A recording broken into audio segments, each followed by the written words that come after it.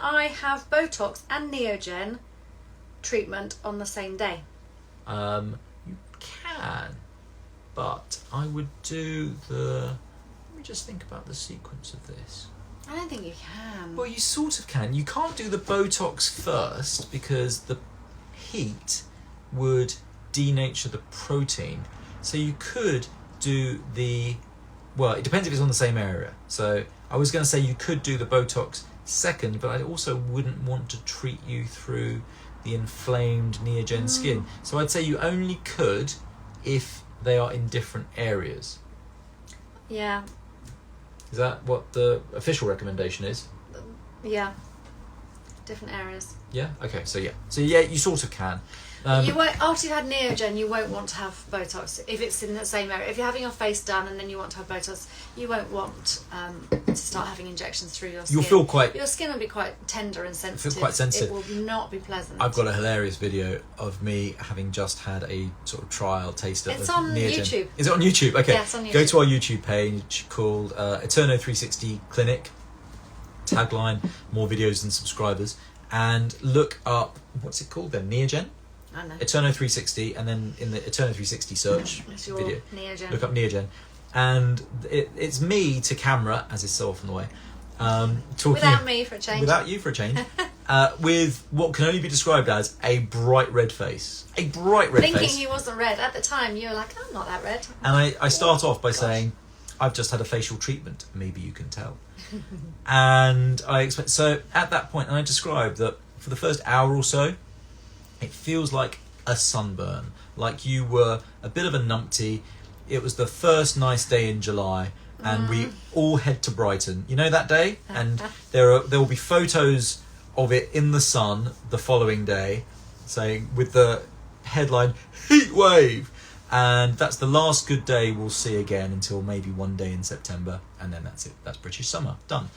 And we all go down for that day, and it's because it's the UK, it's hot, but it's windy, and we don't realise it's hot. And because it's the UK, we don't put sun cream on. We do put sun cream on, put sun cream on. And you get home, if you hadn't put sun cream on, but you will, because you watch Fub Club, so you know what you're doing. And and then you've got the sunburn, and you think on the drive home, oh hell, I've done something wrong. That wasn't right. That's a bit how it feels. But it lasts about an hour and then it goes. But you're not going to want to have needles being put through that, realistically. No, you just don't want it. So I would recommend space out your treatments. Also, the recommendation would be have your Neogen treatment first, because you don't know what effects you're going to get, and the results you're going to get may be fantastic, so you might not need the Botox. Because the part of the reason we start creasing more, here's a little known fact.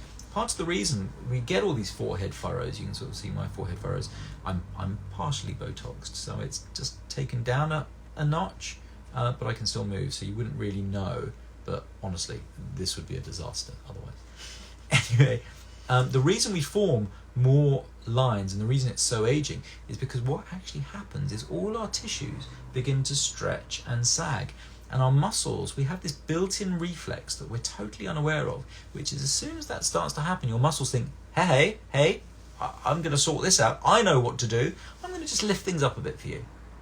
And so your muscles start working more. It's called a compensated browtosis. Brow means brow, ptosis means droop, compensated means you would have a droop, but your body's sorting it out for you.